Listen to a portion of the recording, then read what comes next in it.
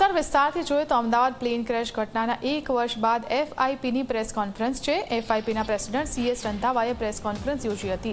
અમદાવાદમાં પ્લેન ક્રેશમાં 260 લોકોના મૃત્યુ થયા હતા। પ્લેન ક્રેશની ઘટના દુઃખદ હતી એવું સીએસ રંધાવાનું કહેવું છે અને સાથે તેમણે કહ્યું કે મૃતકોના પરિવાર સાથે અમારી સહાનુભૂતિ છે।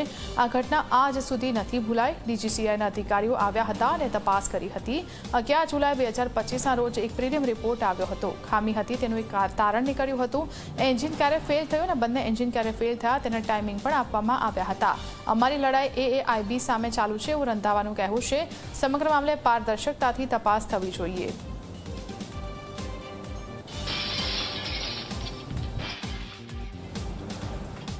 तो हम ये चाहते हैं कि जो भी रिपोर्ट आए भले 2-3 महीने लेट हो जाए, बट रिपोर्ट होनी चाहिए कि दोबारा इस हादसे को लेके ऐसा कोई और हादसा दुनिया में नहीं हो। तो हम प्रार्थना करते हैं जो व्यक्ति इस उड़ान में मारे गए और उनकी रूह के लिए हम लोग प्रार्थना करते हैं और हम ये जो दर्दनाक घटना हुई थी उसका हम कंधे से कंधा रख के साथ देंगे। हम एक और विनती करते हैं कि एयर इंडिया को जो भी कॉम्पनसेशन है वो दे देनी चाहिए पैसेंजर्स को, क्योंकि वो तो इंश्योरेंस कंपनी दे रही है। बट हमने जो मीडिया में पढ़ा है कि एयर इंडिया एक एफिडेविट मांग रही है कि आप कोई भी लीगल केसेस नहीं करेंगे किसी भी एजेंसी के अगेंस्ट, जैसे एयर इंडिया हो गई या बोइंग हो गई। वो मॉन्ट्रियल कन्वेंशन जो कि एक आईको ने कन्वेंशन वो रिटन पेपर है, उसमें कहीं भी इसका ऐसा कोई खुलासा नहीं है कि आप जो है कॉम्पनसेशन देंगे तो उसके लिए आप एफिडेविट मांगेंगे।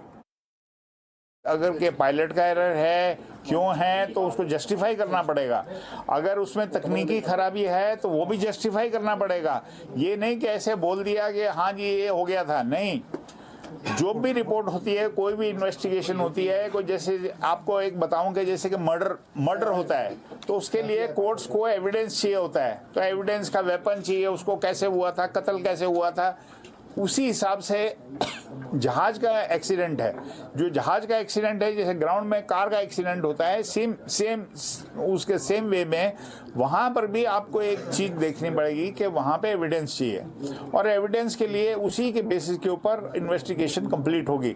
जब तक वो नहीं होगी और उनको ये डाउट रहेगा कि ये चीज़ भी चेक कर लें, ये भी चेक कर लें, क्योंकि ये पूरे विश्व भर में ये रिपोर्ट जाने वाली है, तो कोई भी इसको कहीं से भी चैलेंज करेगा। जरूरी नहीं है कि भारत में करेगा। अभी आप देखिए तो यूएस कोर्ट्स में और यूके के कोर्ट्स में केसेस दर्ज हैं, हमारे कोर्ट में भी दर्ज हैं। तो ये ऐसे नहीं है कि एक ब्लेम करके और उसमें अगर एविडेंस नहीं होगा तो हम लोग भी उसको आगे लेंगे उस बात को। ये नहीं कि हम चुपचाप उसको रिपोर्ट को हम लोग एक्सेप्ट कर लेंगे, नहीं, हम लोग उसको लीगली फिर आगे मूव करेंगे। बट वो गलती नहीं करेगा ये भी।